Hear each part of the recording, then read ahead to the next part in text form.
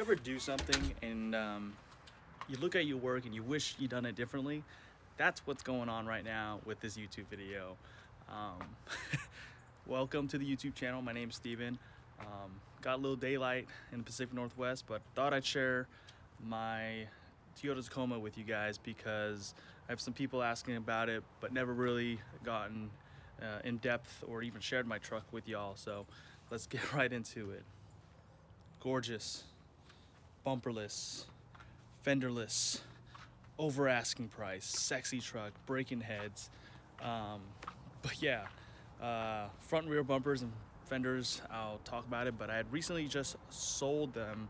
I had a rear and front Fab 4 bumpers, and yeah, sold it. But 2016 Toyota Tacoma, a good tail sign of, you know what, it's a sport. There's the hood scoop.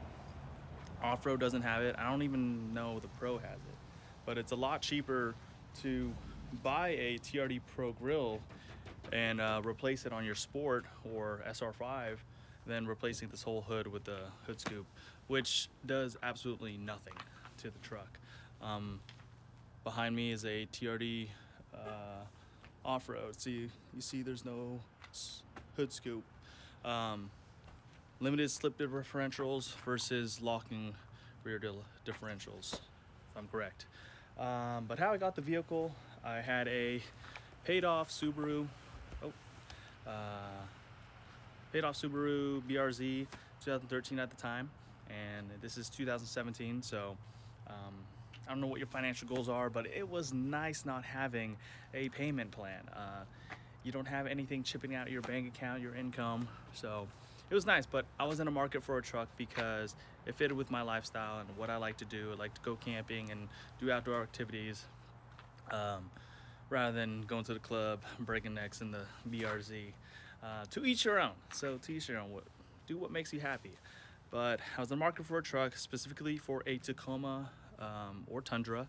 And my buddy, shout out Alex, he was a FedEx driver, and he so happened to pass by a Toyota dealership, and it was unloading off the truck. He called me right away. Hey, you got to check this truck out. It's unloading. So I told him, give me a link from one of the salesmen. Looked it up. One owner from Jersey, 14,000 miles, and this was listed at 48K with my 12K trade-in, my car value. Brought it down to 36, I believe. My math is right. So there was no way I was gonna pass up on this opportunity with all this stuff on it. Yes, bought, not built. Sorry, blame me, hate me, whatever. I ain't missing out on this one, because right now Tacomas are insane, just the price itself. I think it all has to do with the chip shortage, and all the hurricanes that's affecting the car industry, and nobody else wants to work right now. So my buddy got his off-road for 28K, and I got mine for 36. And right now they're all going for what, 40K? Crazy, insane, right? But hate me all you want. Got the truck, loved it ever since. Parts that I have on it, obviously TRD Pro grill with the amber lights I installed. I had a custom D4B steel grill. I didn't like it, so I went with I like the TRD Pro grill look. I had the Fab 4 front and rear Vengeance bumpers with a Smittybuilt 9.5 Gen 2 winch. Now, I felt like it affected the ride quality due to that bumper was what, 250 plus pounds. So riding in the other Tacomas, I was like, why is mine much more stiffer than theirs compared to theirs? So that was definitely a huge factor of the ride quality itself.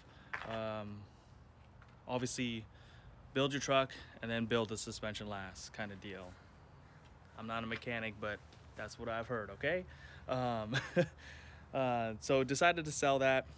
Two of my buddies helped me out. We took that out, had a buyer, sold the Bushwacker fenders as well because the bumper came up to here, the steel bumper. So for me to get a new bumper and it ending right here, it would just look weird with the gap, okay? So right now I have a new rear and front bumper on its way. Currently lead time for front bumper is 4 to 6 weeks, so hopefully it comes here quicker. Rear bumper is going to come in a couple of days, so once all those parts comes in, I'll make a update video. But in my last video, I know that not a lot of people have this issue, but I had a weird cyclic grinding noise to the vehicle. So I did the East Coast gear supply bushing swap. Me and my buddy, we worked on it, switched out the bushing itself, and since then I haven't had a problem with any noises. It's been doing fine, so hopefully it was just a one-time thing that I had to switch out and be good with that. Now the reason why I had to switch to that, because anytime you're lifting your truck or suspension, don't quote me on it, all the experts comment below, do your work, but yeah, it helps out with the diffs and everything like that. That was an easy job to do, so not too hard. Don't pay someone to do it. You can do it if you had some mechanical skills to tackle that problem. But yeah, up there I have, you know, simple pod lights and a light bar, UptopOverland Bravo series rack, X-Bull traction boards.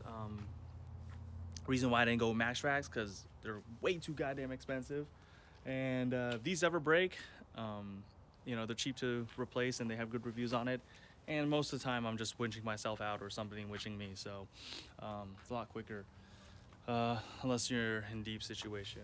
Gun case with all my recovery gears, and I have a tent currently on its way, but it's stuck out in Savannah, Georgia. There's a shipping crisis. Nobody wants to work, and so all the cargo ships are just sitting out bay waiting to dock.